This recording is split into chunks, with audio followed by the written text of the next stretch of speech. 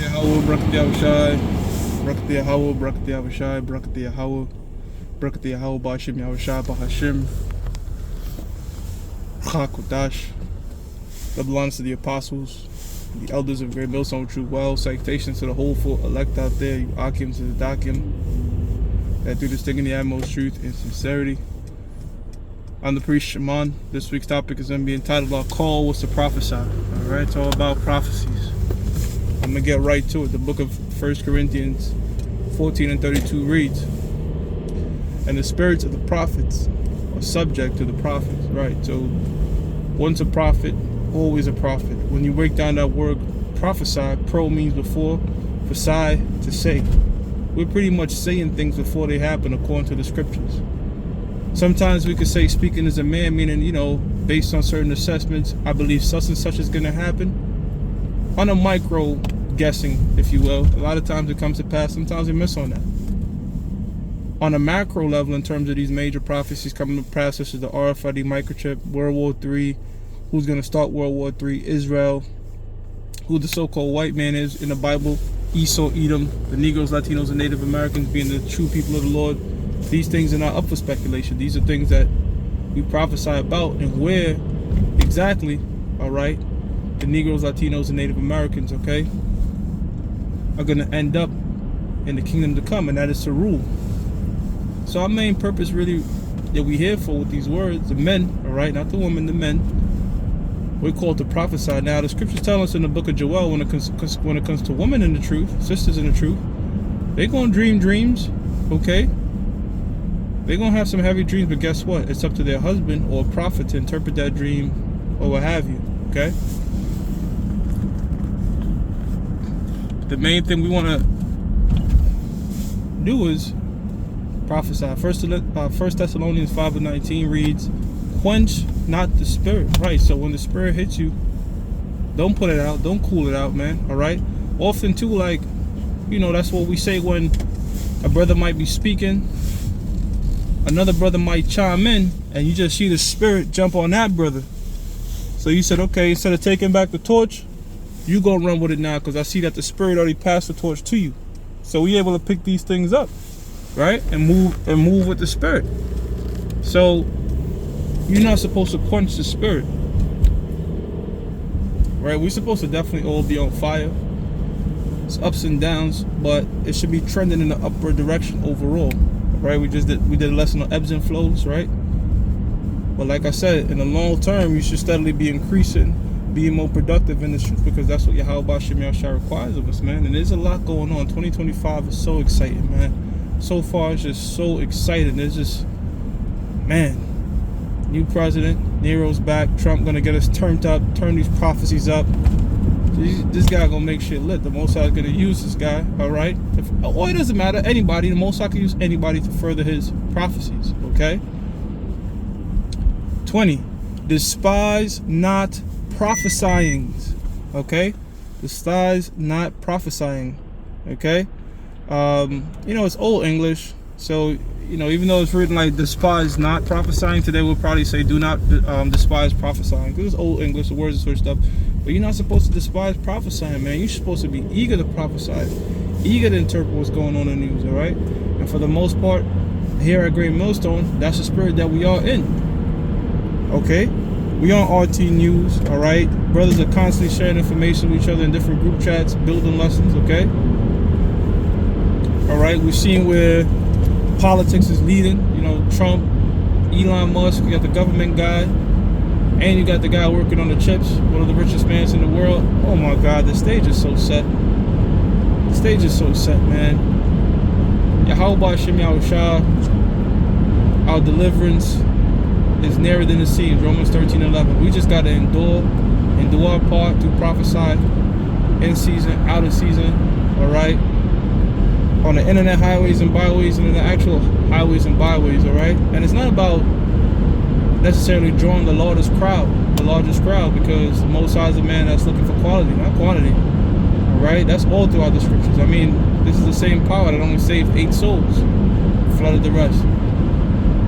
So we going out there, we don't need a big audience. We don't even really need nobody out there listening, okay?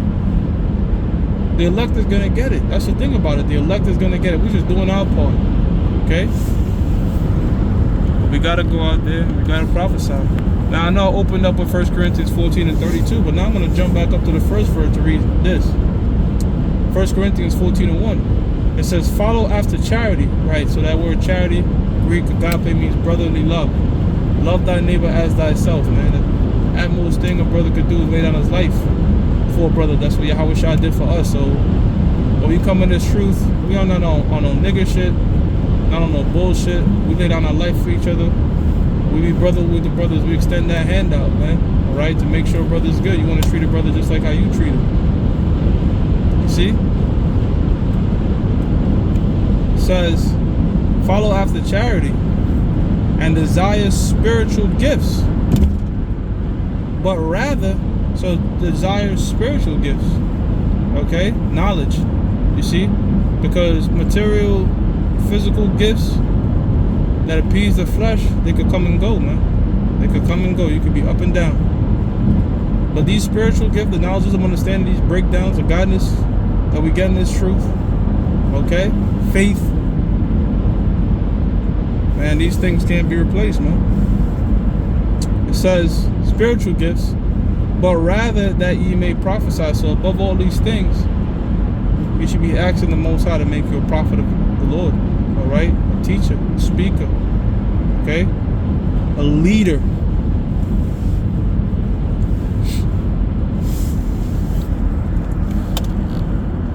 Now let's jump to it. See this book right here? The Bible is what separates this book from all other books, and what separates our faith from all other faith is that this book and our faith is dealing with things before they happen, man. Daniel's, the 12th chapter, all that played out, and Alexander saw that, saw himself up in there. They told him, like, yo, you that guy right there, you that goat.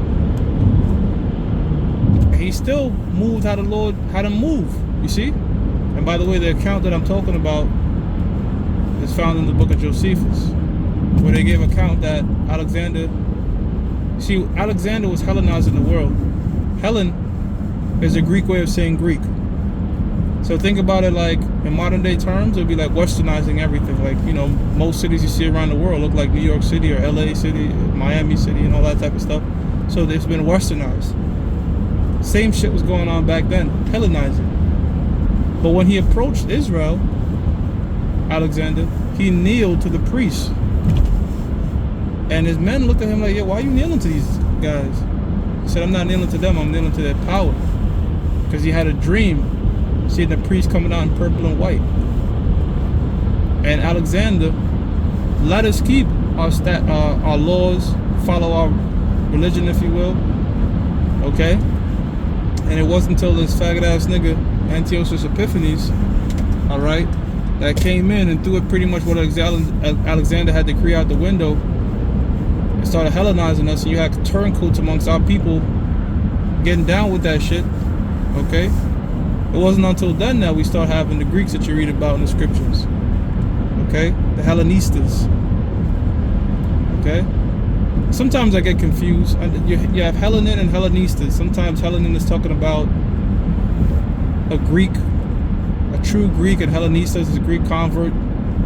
Pardon me, brothers. You can look it up, man. Right now, that always, sometimes, you know, just forget it. But that's how that thing came about, okay? Israelites in a Greek way, just like us. You got Israelite, like for example, I'm a Benjamite, but you also have Jamaicans, right? So you have Jamaicans that's all into Jamaican shit, but they're really Benjamin. Or you have Judah that's all into this American shit. I'm a Negro, I'm an African American, I'm all natural black, that type of shit, but really you're a Judite. So it's the same thing happening over and over again, man. See? Habakkuk 2:1 says, I will stand upon my watch and set me upon the tower, and will watch to see what he will say unto me.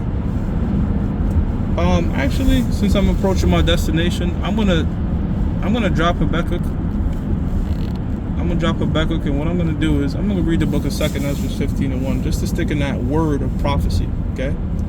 2nd Ezra chapter 15:1 says, Behold, Speak thou in the ears of my people the words of prophecy. Who are the Lord's people? That's the Negroes, Latinos, and Native Americans. How do we know that? Romans the 8th chapter says, the Spirit itself bear witness with our spirit that we are the children of the Most High. What's the Spirit? Revelations 19 and 10. The Spirit of Yahushua is the spirit of prophecy. Okay? The prophecies, man. Deuteronomy 28 chapter prophesied, okay, what will befall the Israelites in the latter days. And our people, the Negroes, Latinos, and Native Americans, check every box. The other nations don't do it. The so-called Jews don't check that. They're not catching hell. They run in the world. All right? The Rothschilds, all these, those are Amalekites. The Negroes, Latinos, and Native Americans check this box. Now, that says prophesy unto our people. We do prophesy unto our people, but we also prophesy unto the nations. Why is that? Because these nations have to know their judgment. So-called white man God knows judgment, and these other heathens, these other 16 nations, Esau and the other 16 nations, all have to know their judgment. Okay?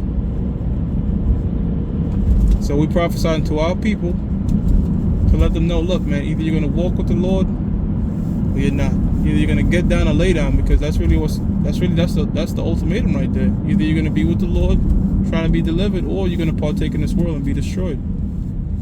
There's no in between. So it says, behold, speak thou in the ears of my people the words of prophecy, which I will put in thy mouth, saith the Lord. So we're not speaking our own words. This lesson I'm doing right now, when I call upon the name of Yahweh Ba'Shem Yahushua, he's flown, man. And truly, if you want to get technical, really, no one speaks their own words, because there is no free will. Everybody's speaking exactly what the Most High wants us to speak, even the false prophets. Them niggas like from the IUIC and the ISUPK, when they jump into the scriptures and break it down incorrectly, it's the Most High letting them do it. Whether they took a bag or they truly sincerely believe what they're talking about, saying stuff like the mark of the beast is not the RFID microchip, which we believe they sold out. They got that 501c3 charter. But let's say somebody sincerely believes that. That's the Most High deceiving him. Ezekiel tells us that what? The deceived and the deceiver are his. So we all speak in the words of the Lord. Okay? We just know through the precepts, Scripture says through the precepts I get understanding. Alright? That we, and with faith, believe that Yahweh Ba'Shem Yahushua is dealing with who? The apostles, the elders, and the brothers of Great Millstone, man. Okay? And any of those teach it in like manner. Okay? Breaking down these scriptures the right way. 2, and cause them to be written in paper, for they are faithful and true, right? They're faithful and true, meaning what? They're not going to return void.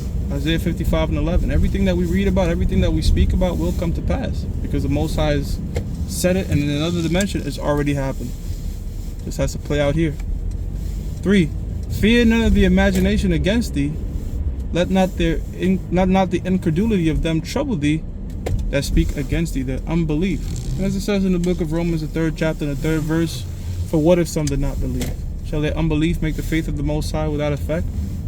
No. So even if they don't believe, it doesn't mean that the things that are written in these scriptures won't come to pass. You see?